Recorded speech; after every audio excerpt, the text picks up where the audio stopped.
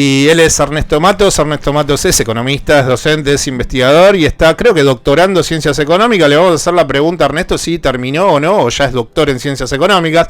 ¿Qué tal, Ernesto? Buen día. Marcelo Aymar te saluda. ¿Cómo estás? Muy bien, Marcelo, ¿cómo andan por ahí? Bien, todo bien. ¿Seguís doctorando o más o menos eso ya está fuera? No, sí, ese es un proceso bastante largo de investigación y de dedicación de tiempo que a veces no se tiene cuando hay que organizar un congreso. Claro. Sí. Todo, bueno, el tema de posgrado es que llega un momento que tenés que aislarte del mundo. Entonces, por ahora se me está complicando aislarme por todas estas actividades y bueno, a veces va lento.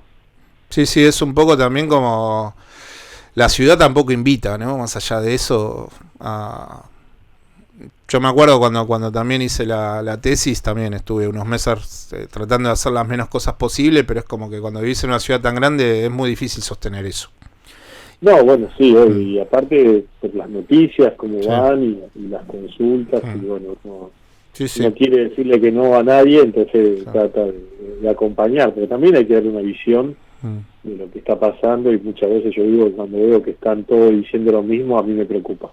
Bueno, en base a eso quería tratar de hacerte una pregunta que tal vez creo que no está tan mencionada hacia ciertos economistas, que es lo siguiente: la Argentina tiene un acuerdo con el fondo que descumplió, tiene un acuerdo, 50.000 millones de dólares, no sé si terminaron después al final siendo 57.000 millones de dólares, están bajando arriba de 45.000 millones de dólares en la gestión de Mauricio Macri. Bueno, ese es el acuerdo con el Fondo Monetario Internacional. Ahora, después hay una deuda que tiene que ver con acreedores privados que más o menos ronda entre los 90.000 millones de dólares.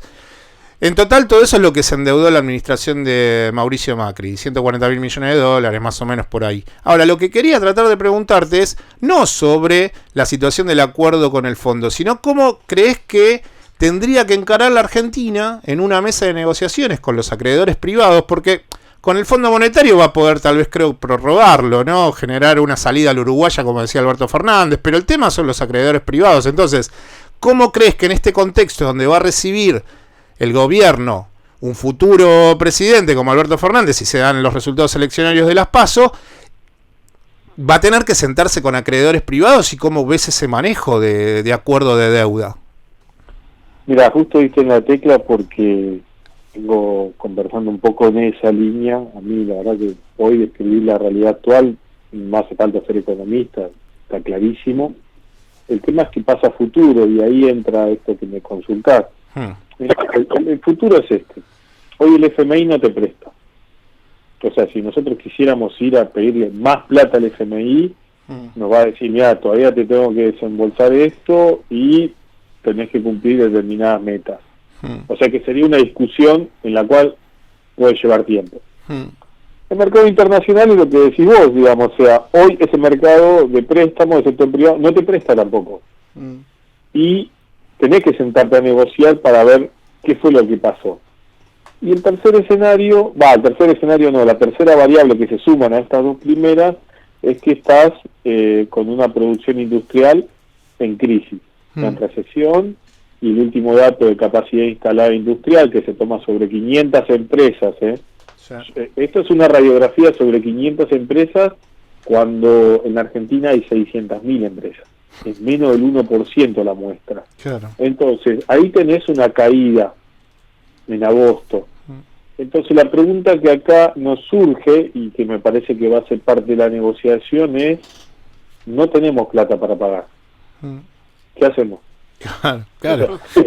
Porque van a tener que sentarse y la Argentina sigue y viene un gobierno nuevo, va a tener que generar una esperanza. Bueno, yo te metí en un brete, Ernesto, pero bueno, ¿qué vamos a hacer? Ya que salís de la situación en donde debes dar tu punto de vista, bueno, te metí en un problema. No, porque justamente lo que para mí, lo que no se está diciendo hoy y que se tiene que empezar a decir es: muchachos, estamos quebrados. O sea, la política, a ver, esto no tiene que ver con la persona, tiene que ver con que se quemaron los manuales de economía, donde le enseñan todavía en la Universidad de Buenos Aires, y cuanto entré en universidad privada, la economía y la administración de los recursos escasos. Entonces vos formás un técnico que el día de mañana llega funcionario y como por ahí hizo la plancha y no se preparó, no estudió, no ejerció la docencia, te dice que, bueno, mira, se gastaron todo, como se gastaron todo, hay que administrar sobre eso escaso que tenemos. ¿Qué tenemos que hacer? Ajustar. Hace 3 años que venimos ajustando, que teóricamente nos iba a bajar la inflación, que teóricamente esa restricción de dinero con una tasa alta de interés iba a generar un enfriamiento de la economía, entonces la inflación iba a bajar, inflación del 55%. O sea, acá hay que digo, lo que pasó ahora con este gobierno es que ya para adelante emisión genera inflación, no corre. El gasto descontrolado de emisión me generaba mucha inflación, tampoco corre, ya eso queda en desuso. Hay que empezar a pensar que a futuro la economía tiene otro sentido, entran a jugar las industrias, entra a jugar el comercio exterior, y en ese contexto es donde uno tiene que plantearse, decir, bueno, tenemos que empezar a producir para pagar las obligaciones. A eso, ahí, sí. Ahí el dato que te tengo que decir es que la fuga de capitales de 2016 a 2019 fue de casi 81.000 millones de dólares. Claro. Sí. Quería tocar este segundo punto cuando estaba viendo por dónde encaraba esta entrevista. Y el segundo punto sería, bueno, a ver, la gran política que ha dejado entrever un futuro gobierno de Alberto Fernández es un acuerdo económico-social. Yo entre semana estuve en la presentación de este proyecto 2023 que estuvo entre semana en la sede de la Unión Industrial Argentina, habló Miguel Acevedo, un proyecto productivista. Ahora, la pregunta es, yo creo que el sector de los trabajadores, la CGT, ahora unificada con la CTA, ellos saben que en algún momento tal vez el sector industrial, por querer empujar para que esto salga y la economía se reactive, intente ir por una lógica de cierto arreglo sector por sector de algún contrato laboral. No bajo el título reforma laboral, pero sí ir tocando de una manera muy planeada o planificada, bueno, ver dónde vamos viendo de ir modernizando, según para la visión de los industrialistas, de los empresarios, ciertos convenios laborales. Ahora, desde el sector industrial, ¿cuál crees que debería ser el aporte? Porque si el sector trabajador intenta abrir esa puerta, de hecho el otro día en esa reunión entre semana en la Unión Industrial Argentina estuvo presente Antonio Caló, estuvo presente Héctor Daer, o sea, se nota que hay se lee como un puente, pero desde la industria, ¿qué crees que debería suceder para que también la Argentina cumpla con esa idea de, desde el gobierno futuro de Alberto Fernández, es llevar adelante un acuerdo económico y social? Mira, ahí viste en otro punto clave, digamos, ¿no? En los últimos 15 años, o por lo menos en el periodo de crecimiento económico, con soja precio a favor, con capacidad de compra, lo que uno debería preguntarse es ¿qué inventó el sector privado en todo ese periodo? Porque vos tenés algo que se llama capitalismo, y el capitalismo es acumulo ganancia, invierto, acumulo ganancia, invierto. Ahora, si vos acumulás ganancias y te comprás dólares y los transferís al exterior, no estás cumpliendo el círculo virtuoso del capitalismo. Estás cayendo en una trampa. Entonces, sobre esa trampa uno dice, bueno, pero inventaron un montón de cosas que van a permitir que se generen nuevos negocios y nuevas formas de acumulación. ¿Qué inventaron? Nada. Aparte, la UIA, conducida por Miguel Acevedo, es aceite. Decime, ¿qué tracción de empleo vamos a tener si hacemos puré de tomate? Bueno, pero también ellos se enfrentan a un problema que vos estabas hablando recién de capacidad instalada, y por ejemplo nosotros el sábado pasado hablamos con el presidente de la Unión Industrial de Córdoba, con Uribarren, Marcelo Uribarren, y en relación de que ha habido Mauricio Macri también a un coloquio de la UIA Córdoba.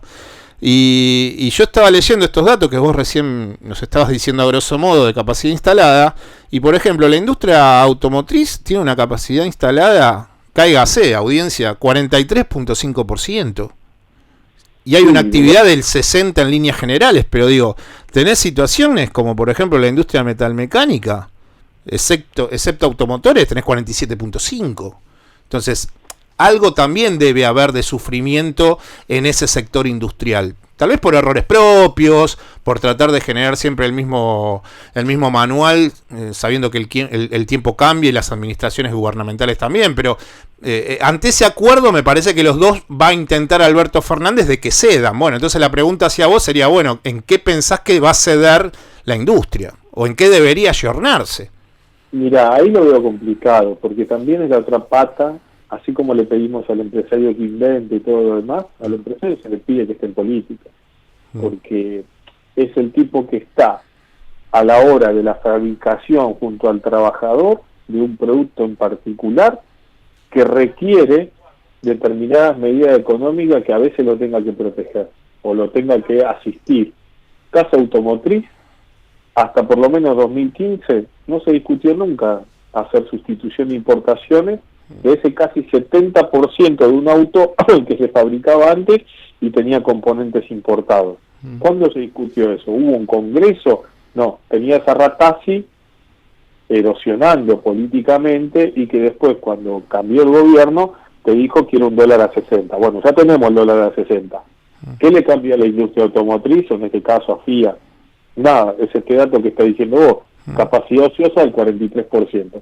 Entonces, acá me parece que tenemos que volver a recuperar esta idea de que el empresario no sea solamente alguien que acumula ganancia e inventa distintos productos, sino alguien que esté a la hora de la definición de la política económica porque conoce el sector.